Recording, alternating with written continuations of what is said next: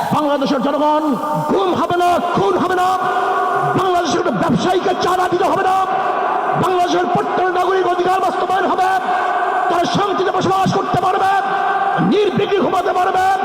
আমার মা বোনরা ইজ্জত দিয়ে রাস্তায় চলাফেরা করতে পারবে।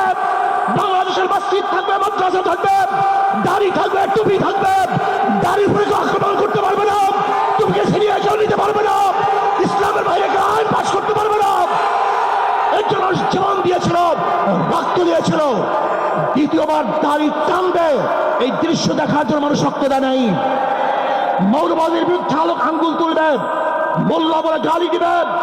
আজকে টুপি দাড়িওয়ালাদের ক্ষমতায় যেতে দেবে না, এই স্লোগান শোনার জন্য মানুষ রক্ত দেয় নাই।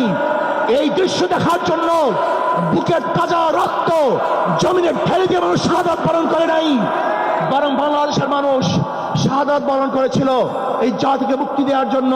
আগামীতে ক্ষমতায় কে যাবে না না যাবে আমি জানি না, কিন্তু বাংলাদেশের জনগণ কোন দুর্নীতিবাজ, চাঁদাবাজ, দখলবাজ, খুনিদেরকে আর ক্ষমতায় নিবে না।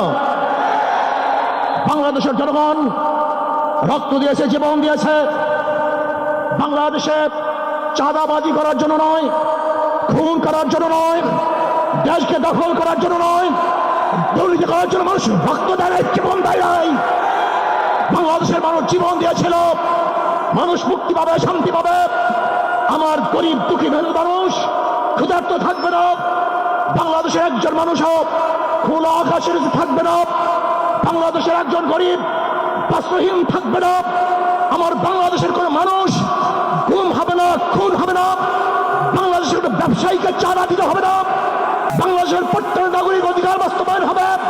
তারা শান্তিতে বসবাস করতে পারবে, নির্বিঘ্নে ঘুমাতে পারবে। আমার মা বোনরা ইজ্জত দিয়ে রাস্তায় চলাফেরা করতে পারবে। বাংলাদেশের মসজিদ থাকবে, মাদ্রাসা থাকবে, দাড়ি থাকবে, টুপি থাকবে। দাড়ির উপরে আক্রমণ করতে পারবে না, টুপিকে ছিনিয়ে কেউ নিতে পারবে না, ইসলামের বাইরে আইন পাশ করতে পারবে না। এর জন্য জীবন দিয়েছিল, রক্ত দিয়েছিল। দ্বিতীয়বার দাড়ি টানবে, এই দৃশ্য দেখার জন্য মানুষ রক্ত দেয় নাই। মৌলবাদীর বিরুদ্ধে আলোক আঙ্গুল তুলবে, মোল্লা বলে গালি দিবে।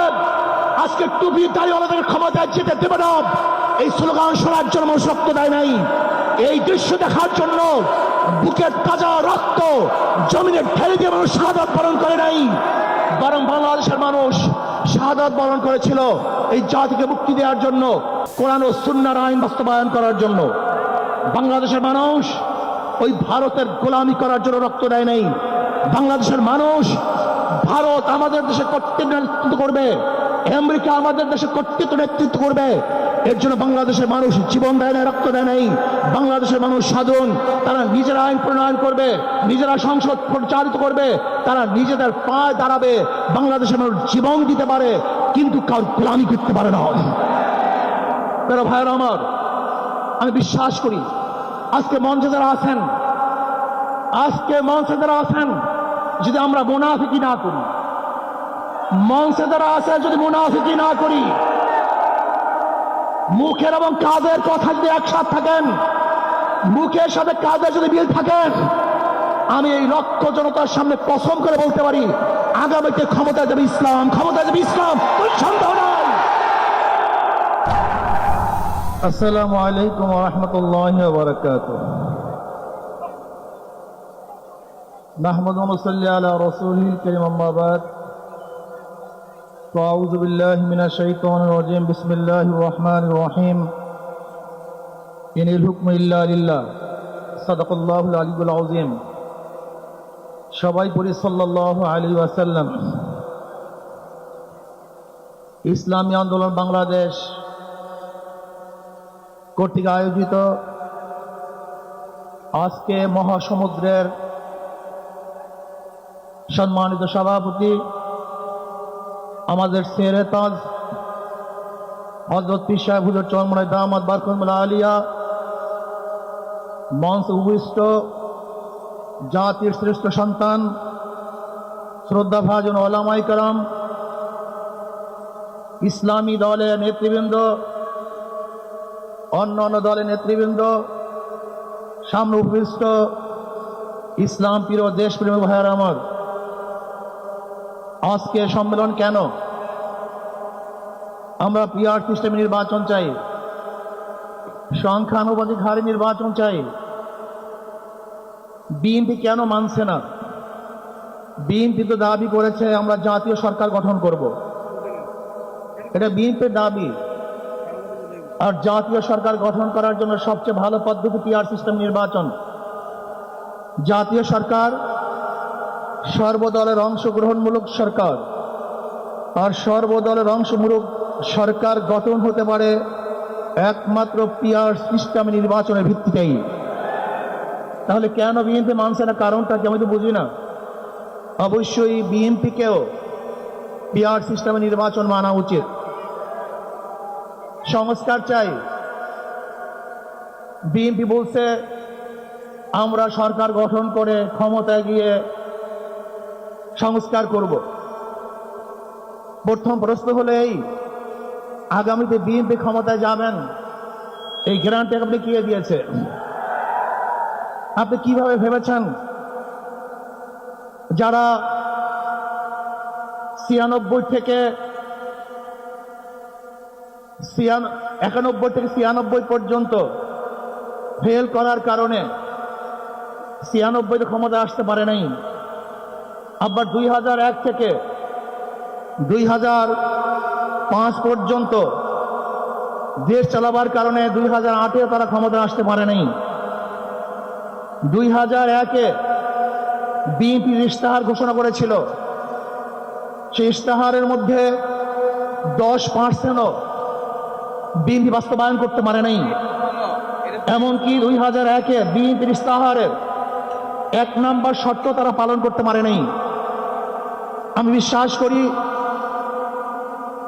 আগামীতে ক্ষমতায় কে যাবে না যাবে আমি জানি না, কিন্তু বাংলাদেশের জনগণ কোন দুর্নীতিবাজ, চাঁদাবাজ, দখলবাজ, খুনিদেরকে আর ক্ষমতায় নিবে না। বাংলাদেশের জনগণ রক্ত দিয়েছে, জীবন দিয়েছে বাংলাদেশে চাঁদাবাজি করার জন্য নয়, খুন করার জন্য নয়, দেশকে দখল করার জন্য নয়, দুর্নীতি করার জন্য মানুষ রক্ত দেয়, জীবন দেয় নাই। বাংলাদেশের মানুষ জীবন দিয়েছিল, মানুষ মুক্তি পাবে, শান্তি পাবে।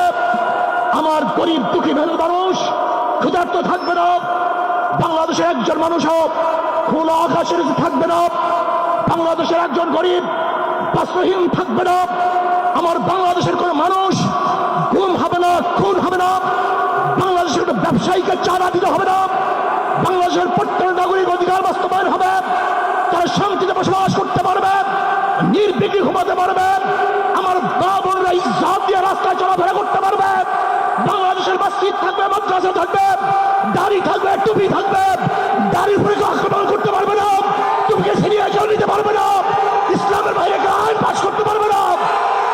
এর জন্য জীবন দিয়েছিল, রক্ত দিয়েছিল।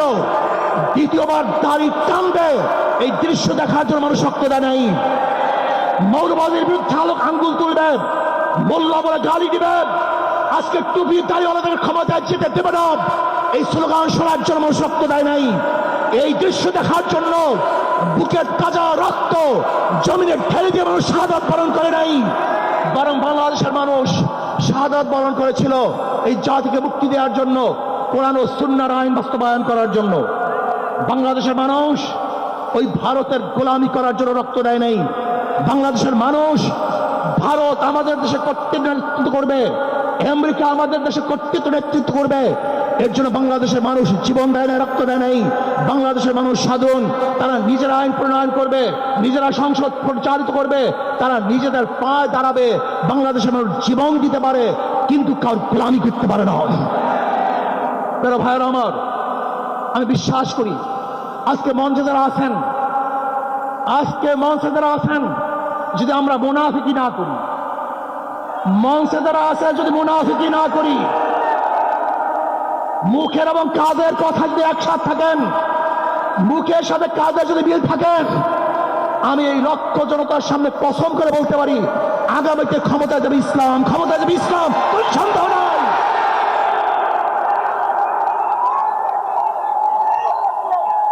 কিন্তু খবরদার যদি মুনাফিকি করি তাহলে এদেশের মানুষ সচেতন হয়েছে, এদেশের মানুষ সব জ্ঞানী হয়ে গেছে। বিশ্বাস করবেন না, একজন রিক্সাওয়ালা, ঠেলাওয়ালা, কুলি মজদুরের বক্তব্য শুনলে আমরা আশ্চর্য হয়ে যাই বাংলাদেশের মানুষ কত সচেতন, তারা কত সচেতন হয়েছে। যদি আমরা মুনাফিকি না করি, যদি আমরা ঐক্যবদ্ধ থাকি, বাংলাদেশে একটা বাক্স ইসলামের নামে দিতে পারি। যেরকম আমেরিকা এবং ওই জারস ইসরায়েল ইরানের আক্রমণ করে ফেলেছিল, মুহূর্তের মধ্যে নিচ্ছিন্ন করে দিবে, কিন্তু আক্রমণ করার পর দেখেছে ইরানের গুহার থেকে কোথার থেকে বোম মিজাইল চলে আসছে। আমেরিকা এবং ইসরায়েল যেরকম অনুভব করতে পারে নাই, বাংলাদেশের বুকে যদি একটা বাক্স দেওয়া হয়, বাংলাদেশের ঘরের থেকে এমন মিসাইল বের হবে, এমন বোমা বের হবে, গোটা বাংলাদেশ থেকে, গোটা দুনিয়া থেকে ইসলামের দুশ্মনকে ধ্বংস করে ফেলবে ইনশাআল্লাহ। ঐক্য হন, মুনাফিকি করবেন না, একসাথ হন, ঐক্যবদ্ধ হন। এইটা আমার মেসেজ থাকবে।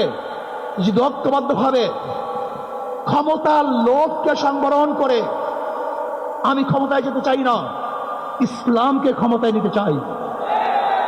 আমি ক্ষমতায় যাইতে চাই না, কোরআন ও সুন্নাহকে ক্ষমতায় নিতে চাই।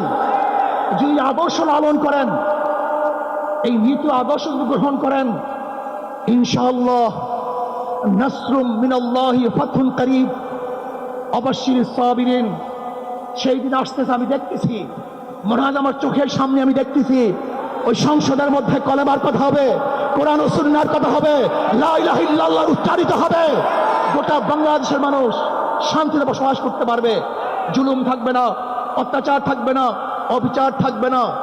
প্রত্যেকটা মানুষের প্রাপ্তি তাদের ঘরে ঘরে পৌঁছানো হবে।